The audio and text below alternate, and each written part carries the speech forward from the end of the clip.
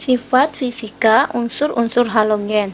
Nah, unsur halogen itu disebut juga termasuk unsur golongan 7A. Di sini 7A ya.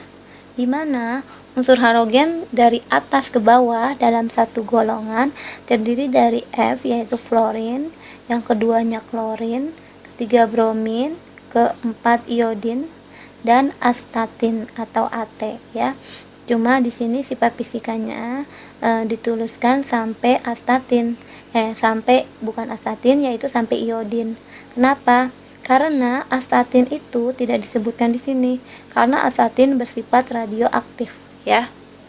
Jadi cuma di sini sifat fisikanya hanya 5, hanya 4, 1, 2, 3, 4, astatin tidak karena termasuk radioaktif.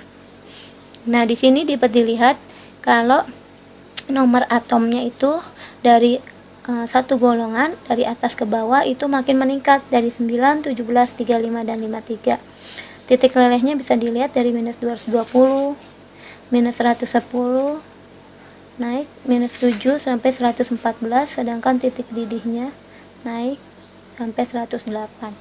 Nah, jari-jari atom juga meningkat dari 72, 99, 114 sampai 113. Ini kerapatannya meningkat. Nah, bentuk fisiknya kalau fluorin itu gas, fluorin sama klorin itu gas, bromin cair, iodin itu padat. Nah, warnanya kuning pucat fluorin, klorin itu kuning kehijauan, bromin merah kecoklatan. Kalau iodin itu kalau bentuknya gas warnanya violet, kalau padat dia bentuknya hitam. Warnanya kalau padatannya dia akan berwarna hitam. Nah, sifat lainnya ada yang perlu kita ketahui. Sifat lainnya dari halogen yang perlu kita ketahui adalah biasanya gini. Umumnya membentuk molekul diatomik. Halogen itu ditulisnya dalam bentuk F2 karena dia biasanya diatomik F2, Cl2, Br2, I2 ya, diatomik. Nah, umumnya sukar larut dalam air.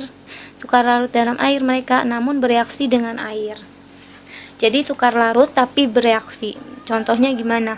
Contohnya fluorin. F2 bereaksi sempurna dengan air ya. Dia bereaksi sempurna dengan air tetapi tidak larut air. Jadi fluorin itu tidak larut dengan air tapi bereaksi sempurna dengan air. Gimana dengan yang selanjutnya? Ini kita naikin. Gimana dengan klorin? Klorin, bromin, dan iodin ini reaksinya lambat. Kalau tadi kan fluorin reaksinya sempurna dengan air. Kalau fluorin, klorin, dan kalau fluorin itu kan bereaksi sempurna dengan air tetapi tidak larut air. Sedangkan klorin, bromin, dan iodin reaksinya dengan air itu lambat, tetapi dia larut walaupun tidak sempurna. Ya. Lalu sifat yang penting lainnya adalah pengoksidasi. Jadi makin ke bawah pengoksidasinya tuh semakin berkurang sifat pengoksidasinya. Di mana fluorin itu lebih besar daripada klorin. Klorin lebih besar dari bromin, bromin lebih besar dari iodin.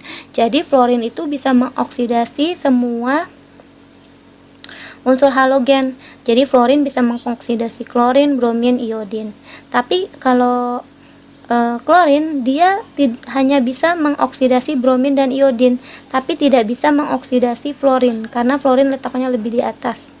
Begitu juga dengan bromin. Bromin hanya bisa mengoksidasi iodin, tetapi tidak bisa mengoksidasi klorin dan bromin. Kenapa? Karena fluorin sama klorin itu dia letaknya lebih atas daripada bromin. Jadi pengoksidasinya lebih kuat di atasnya. Gitu. Kalau iodin tidak bisa mengoksidasi yang di bawahnya. Ya. Tetapi berkebalikan dengan pereduksi.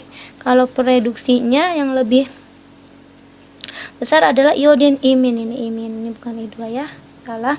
Jadi fluorin itu pereduksi, jadi berdasarkan daya pereduksinya fluorin lebih kecil daripada klorin. Kebalikan dari pengoksidasi, klorin lebih kecil dari bromin, bromin lebih kecil daripada iodin. Jadi yang paling besar daya reduksinya adalah iodin, sedangkan kalau pengoksidasi yang paling besar adalah fluorin. Gitu ya.